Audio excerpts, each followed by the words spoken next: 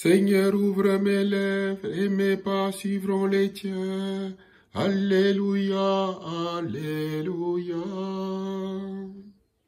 Le psalmiste de ce jour résume toute sa demande en une seule: habiter la maison du Seigneur. En cela, il trouve ses forces et ne craint plus. Le croyant a son espérance en un Dieu de lumière, qui le salue, qui le sauve au fil de sa vie. Le Dieu de l'Eucharistie se propose justement de nous nourrir à sa table. Nous l'écoutons dans l'évangile de Saint Jean, au chapitre 6, les versets 1 à 15. En ce temps-là, Jésus passa de l'autre côté de la mer de Galilée. Une grande foule le suivait parce qu'elle avait vu les signes qu'il accomplissait sur les malades. Jésus gravit la montagne et là, il était assis avec ses disciples. Or, la Pâque, la fête des Juifs, était proche. Jésus leva les yeux et vit qu'une foule nombreuse venait à lui. Il dit à Philippe: « Où pourrions-nous acheter du pain pour qu'ils aient à manger ?» Il disait cela pour le mettre à l'épreuve, car il savait bien, lui, ce qu'il allait faire.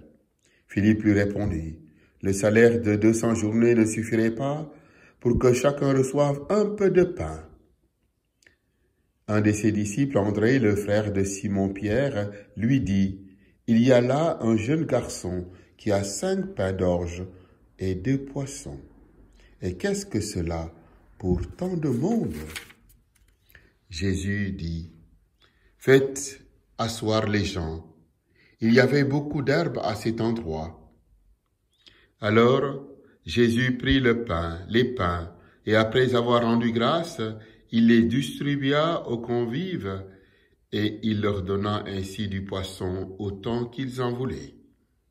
Quand ils eurent mangé à leur faim, il dit à ses disciples: « Rassemblez les morceaux en plus pour que rien ne se perde. » Ils rassemblèrent et remplirent 12 paniers avec les morceaux des 5 pains d'orge, restés en plus pour ceux qui prenaient cette nourriture.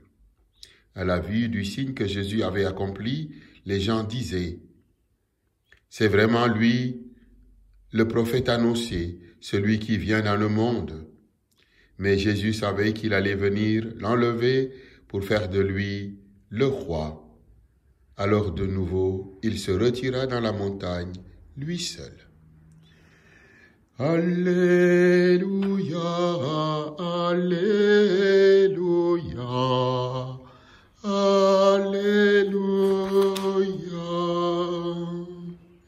Dans le chapitre 3 de Saint Jean, Jésus s'est montré un maître cherchant à dialoguer pour conduire au chemin de la renaissance et guider la conversion, comme pour Nicodème. Au chapitre 6 que nous commençons ce matin, sous la plume de l'apôtre bien-aimé,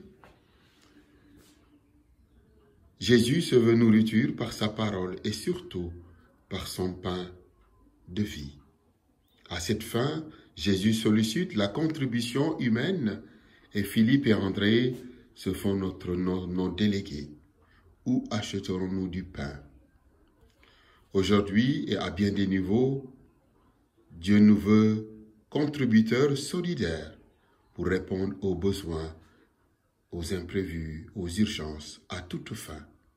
Et même Dieu a besoin des plus petits comme des plus expérimentés, de ceux qui ont peu et de ceux qui ont plus, comme de ceux qui n'ont pas assez, pour faire asseoir, distribuer, rassembler, afin que rien ne se perde et qu'aucun ne soit perdu. Notre Père, qui es aux cieux, que ton nom soit sanctifié, que ton règne vienne, que ta volonté soit faite sur la terre comme au ciel. Donne-nous aujourd'hui notre pain de ce jour. Pardonne-nous nos offenses, comme nous pardonnons aussi à ceux qui nous ont offensés, et ne nous laisse pas entrer en tentation, mais délivre-nous du mal. car c'est à toi qu'appartiennent le règne, la puissance et la gloire, pour les siècles des siècles.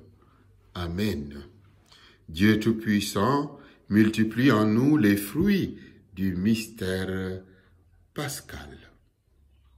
Allons dans la paix du Christ, Alléluia, Alléluia.